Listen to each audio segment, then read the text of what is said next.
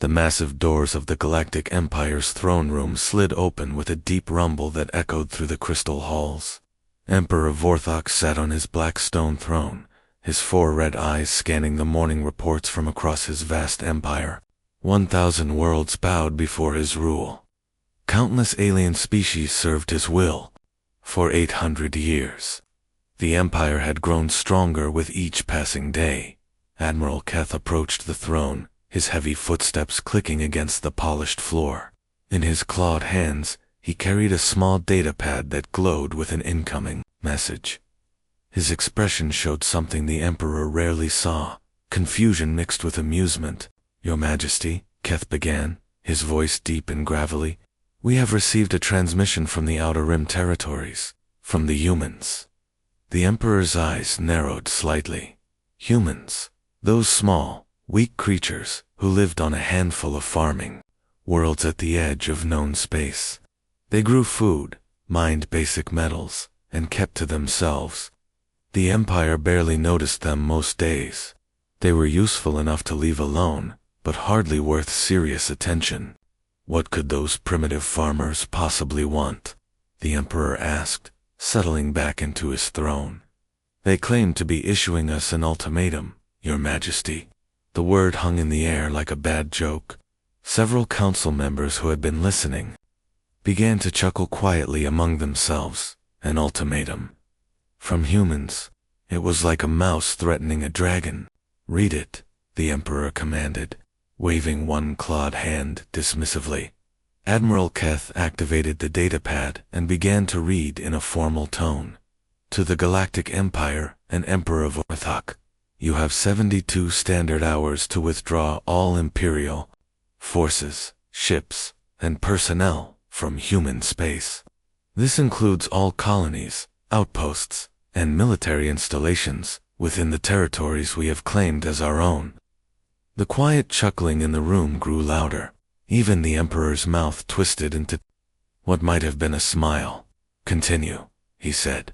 "Failure to comply with this demand will result in immediate military action against the Empire. We will not negotiate. We will not compromise. This is your final warning. Remove your presence from our space, or face the consequences." The throne room erupted in laughter. Council members from dozens of different alien species roared, chittered, and howled with amusement. The sound bounced off the crystal walls and filled the vast chamber. Some laughed so hard they had to steady themselves against their floating platforms. Consequences? The Emperor gasped between his own laughter. What consequences could they possibly threaten us with? Do they plan to throw vegetables at our warships? Admiral Keth waited for the laughter to die down before speaking again. "Your Majesty, our intelligence reports indicate that humans possess approximately 47 small colonies, a handful of cargo ships, and no military vessels larger than a patrol craft. Their total population across all worlds is less than 50 million. 50 million, the Emperor repeated slowly. We have more soldiers than that in our third fleet alone. Indeed, Your Majesty? Should we respond to their ... ultimatum? The Emperor stood from his throne, his massive form casting long shadows across the room. At 12 feet tall and covered in thick, armored scales, he was an impressive sight. Behind him, holographic displays showed the vast expanse of his empire. Thousands of star systems, billions of subjects, fleets that could darken the skies of entire worlds. "Yes," he said finally, "we will respond. Admiral Keth, prepare the 7th Fleet for immediate deployment to human space. To accept their surrender, Your Majesty." To make an example, the Emperor corrected coldly. "These humans have forgotten their place. They see our tolerance as weakness, our lack of attention as opportunity.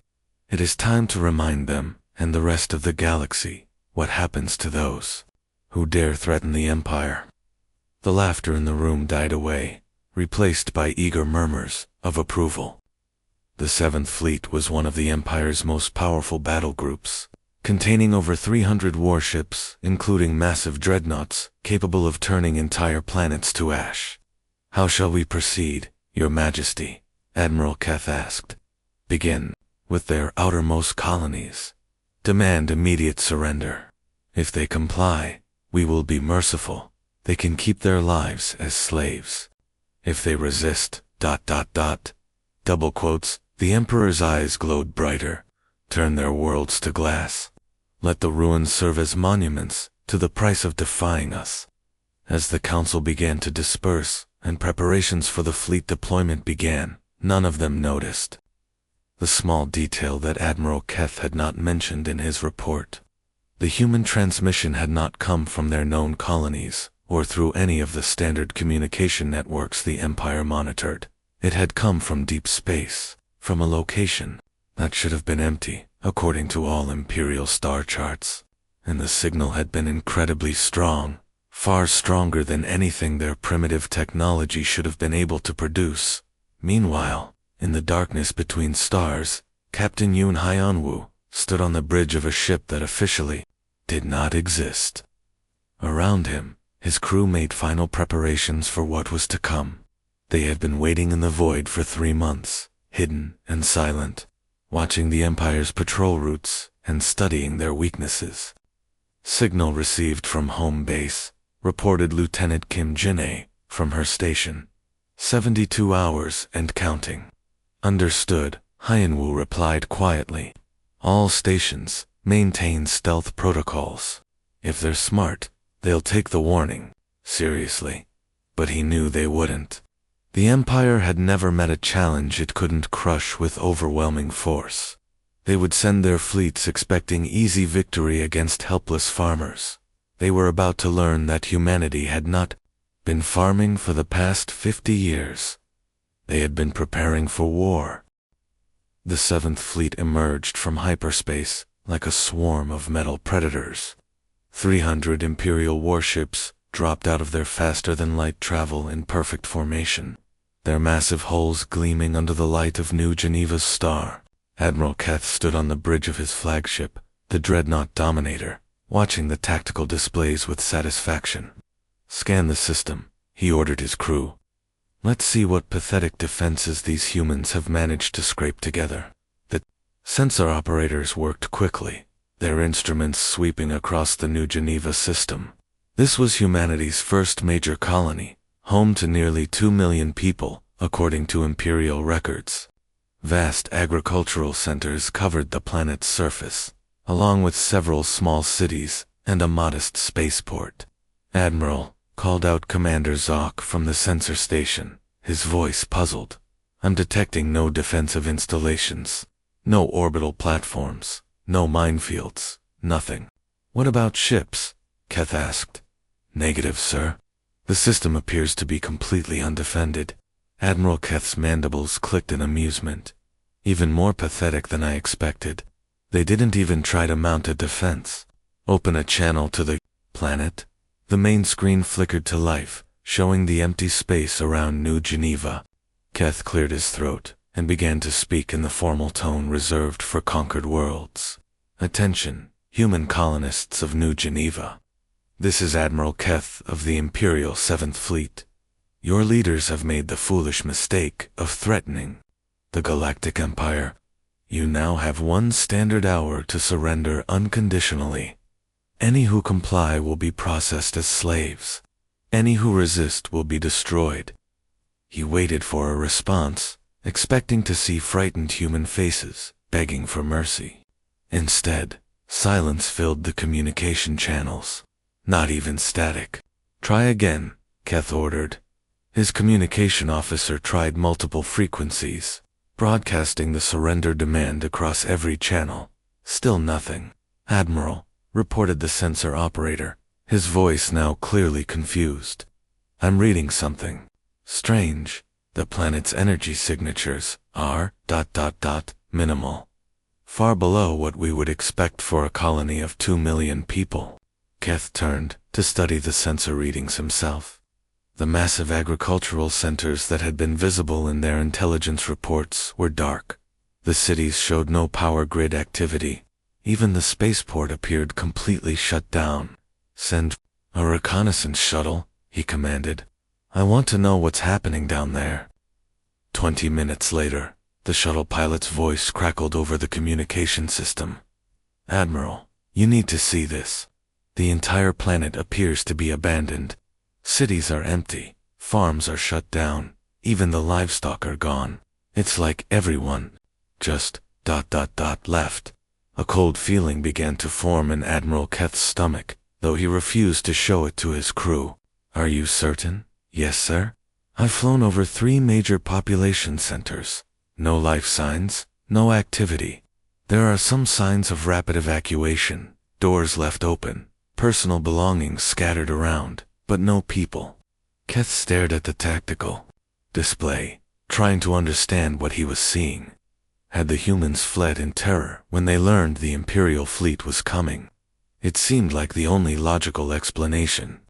It doesn't matter, he said finally. If they want to abandon their worlds, that makes our job easier. All ships, prepare for planetary bombardment. We'll turn this world into a warning for the rest of human space. The massive guns of the Imperial fleet turned toward New Geneva. Energy weapons that could melt mountains began to charge up, their power systems humming with deadly potential. In the Empire's long history, they had used this tactic hundreds of times. Destroy one world completely, and 10 others would surrender without a fight. Bombardment ready. Admiral, reported his weapons officer. Fire. The space around New Geneva lit up like a new star as 300 warships opened fire simultaneously.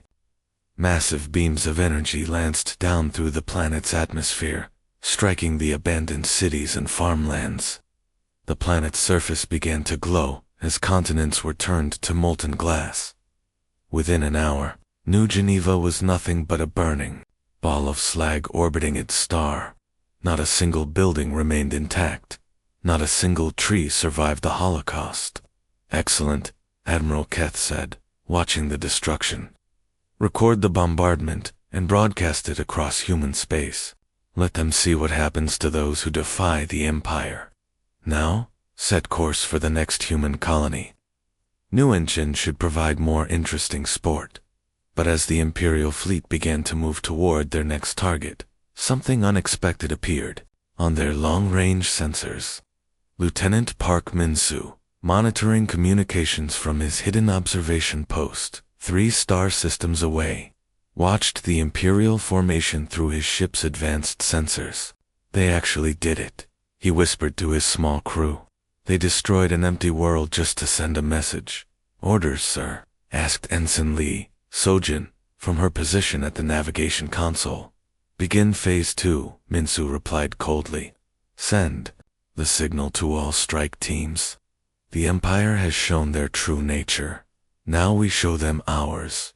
Across Imperial space, sleeper agents, who had lived quiet lives for decades, suddenly received coded transmissions. Human diplomats in Imperial cities activated hidden devices. Human traders in Imperial ports began their real missions. Human students in Imperial academies revealed their true purpose. The Empire had struck first, destroying an empty world to prove their power. They had no idea that humanity's real response was already in motion, and it would come from places they never expected. The war had begun, but the Empire didn't even know they were fighting yet. The first sign that something was terribly wrong came at exactly 1432, Imperial Standard Time. Admiral Keth was reviewing reports from the destruction of New Geneva when his communication officer suddenly straightened at his station. Admiral, we're receiving an emergency transmission from Kepler Station. Kepler Station was the Empire's largest military shipyard, located deep within Imperial space, protected by 3 separate defense fleets. It was where they built their most powerful warships, including the massive dreadnoughts that kept their enemies in line. Put it through, Keth ordered. The main screen flickered to life, showing the panicked face of Station Commander Vex. Behind him, emergency lights flashed red, and alarm sounds echoed through his control room. Admiral Keth, we need immediate assistance. Something has happened to our primary construction facility. It's gone. What do you mean, gone? Keth demanded. I mean completely disappeared, sir. One moment it was there, building 2 new, battle. The next moment, there was nothing but empty space. No debris, no explosion, nothing. It simply vanished. Keth felt his 4 hearts skip a beat. Kepler Station's main construction facility was the size of a small moon. You don't just lose something that big. Check your sensors, he said. Equipment malfunction, perhaps. Sir, we've run diagnostics 6 times. All equipment is functioning. Normally, the facility is simply ... not there anymore. Before Keth could respond, another communication came in, this time from Centauri Prime, the Empire's main administrative world, where they process tribute from conquered systems. Admiral, this is Governor Vex. We have a major crisis. Our entire planetary computer network has shut down. No power, no communications, no life support systems in the government buildings. It's like someone just turned off our entire civilization. Keth stared at the 2 distress calls, his mind racing. 2 critical Imperial installations, both experiencing impossible problems at exactly the same time. It couldn't be a coincidence. Sir, called out his intelligence officer, Lieutenant Commander Yex. We're receiving reports from 17 other Imperial facilities. Power failures, missing equipment, communication blackouts, all started within the past hour. The Admiral's scaled hands gripped the arms of his command chair. In 800 years of Imperial history, nothing like this had ever happened. Their enemies were primitive species with simple weapons. None of them had the technology to attack deep Imperial space. Could it be some kind of natural phenomenon? He asked. Solar flares, perhaps. Negative, sir. The affected systems are spread across too wide an area. This has to be coordinated attacks. Just then, the ship's communication system crackled to life with a new transmission, but this one was different. It wasn't coming from an Imperial installation. The voice that spoke was calm, human, and absolutely terrifying in its casual tone. Attention, Imperial Fleet. This is Captain Kim Jae-ho of the Human Defense Force. We tried to warn you. We gave you 72 hours to leave our space peacefully. Instead, you chose to burn our worlds. Admiral Keth's blood turned to ice water. The voice was coming from empty space, from a location where their sensors showed nothing at all. You wanted to see what humans are capable of when you push us to extinction, the voice continued. Now you're finding out. What you just witnessed at your military installations is only the beginning. Impossible, Keth whispered. Then, louder, show yourself, human. Where are you? We're everywhere, Admiral. We've been everywhere for years. Every diplomat you've hosted, every traitor you've dealt with, every student you've allowed into your academies. We've been watching, learning, preparing. On the Imperial capital world of Draconis, Ambassador Song Minyoung walked calmly through the corridors of the Imperial Palace. For 15 years, she had served as humanity's representative to the Empire, attending diplomatic functions and filing routine reports. The Imperial guards knew her well and barely glanced up as she passed. She entered the Central Power distribution facility using access codes she had memorized years ago. Her diplomatic immunity gave her clearance to most areas of the palace. What the Empire didn't know was that she had spent those 15 years carefully mapping every critical system, every weakness, every vulnerability. She placed a small device against the main power coupling, no bigger than her thumb. The device was made from technology the Empire had never seen, based on principles their scientists couldn't imagine. It would take exactly 30 seconds to completely overload their entire planetary power grid. 3,000 light-years away. Trader Park Du-Hyen finished uploading a computer virus into the Imperial Navy's logistics network. For 12 years, he had delivered supplies to Imperial bases, always reliable, always trustworthy. His cargo ships were never searched anymore. The guards joked with him like an old friend. The virus would take 3 days to spread through their entire fleet communication system. When it activated, every Imperial warship would lose the ability to coordinate with each other. They would be blind and deaf in the darkness of space. Back on Admiral Keth's flagship, more reports poured in. Imperial installations across 50 star systems were experiencing simultaneous failures. Weapons manufacturing plants shutting down. Communication relays going dark. Supply depots reporting missing equipment. How is this possible? Keth demanded of his staff. Our intelligence said humans barely had space travel technology. His intelligence officer was studying the incoming reports with growing horror. Sir, these aren't random attacks. Someone has been planning this for decades. They know exactly where to hit us to cause maximum damage. Sir?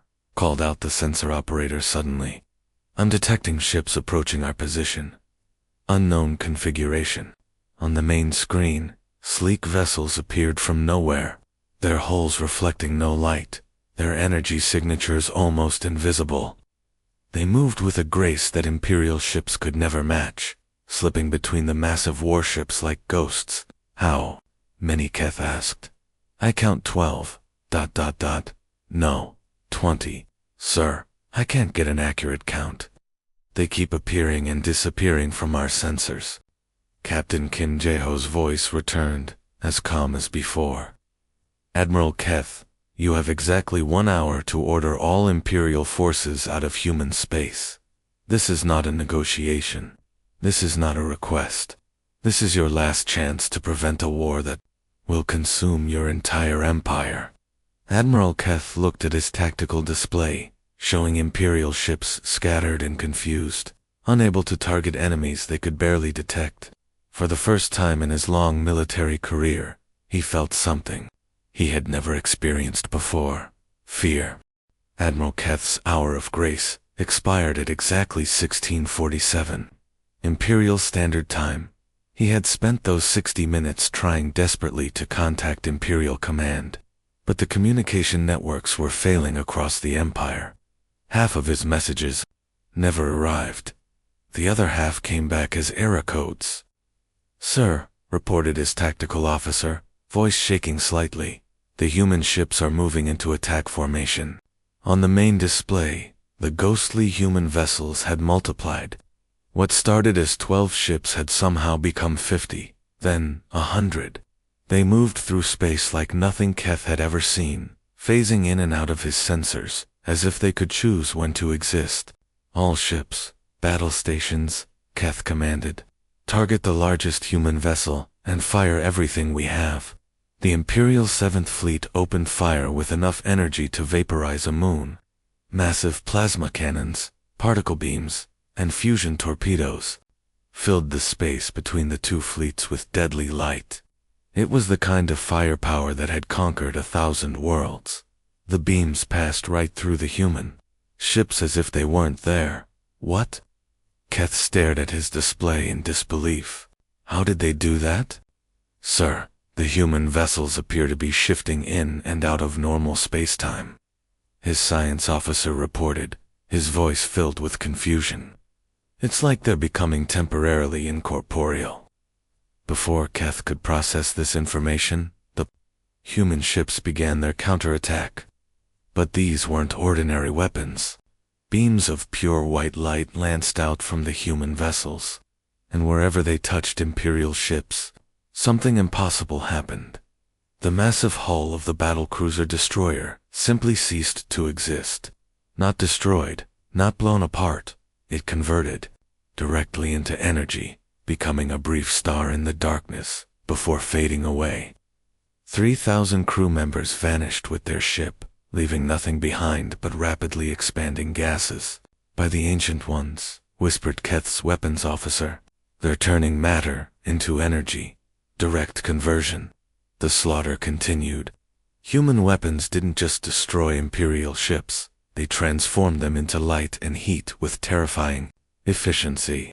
In 10 minutes, the mighty 7th Fleet was reduced to scattered debris and fleeing vessels. But the real horror was yet to come.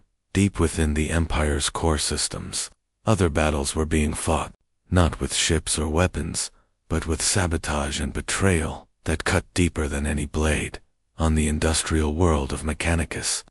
Chief Engineer Cho Sung-min walked calmly through the massive factories that produced the Empire's military equipment.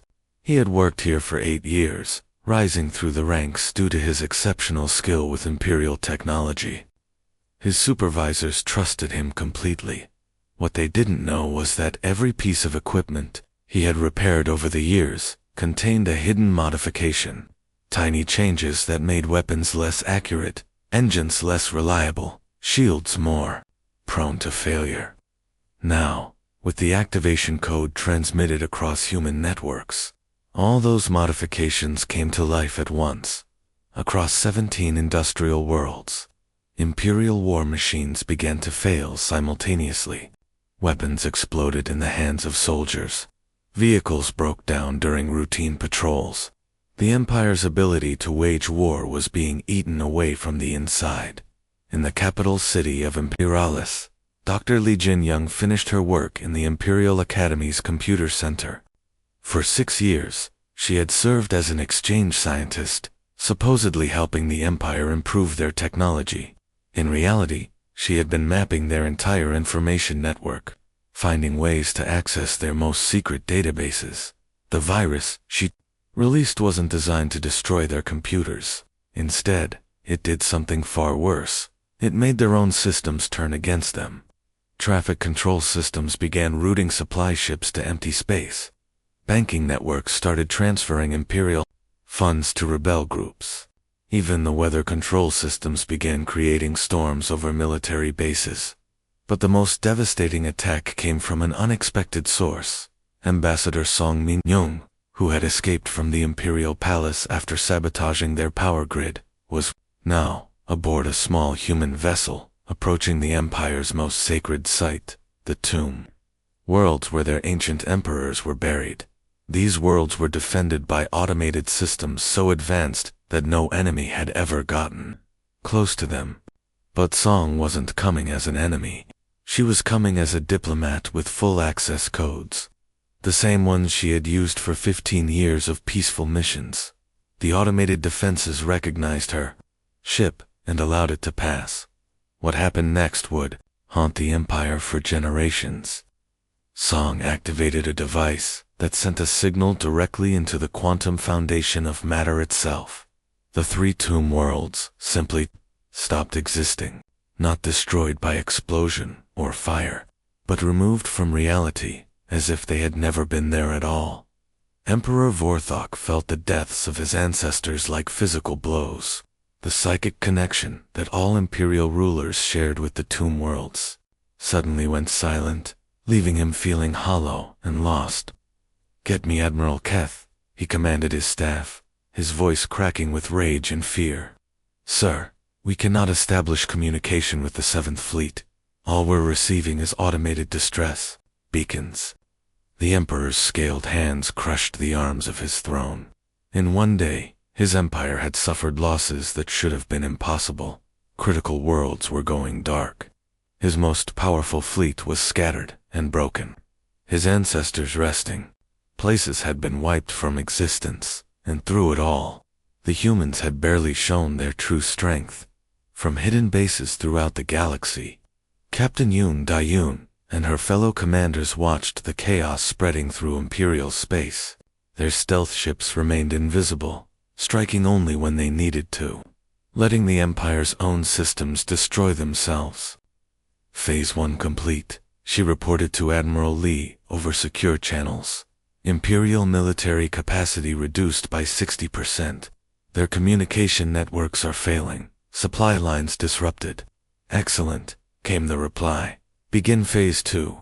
It's time to show them what happens when you threaten the extinction of humanity." The real war was just beginning.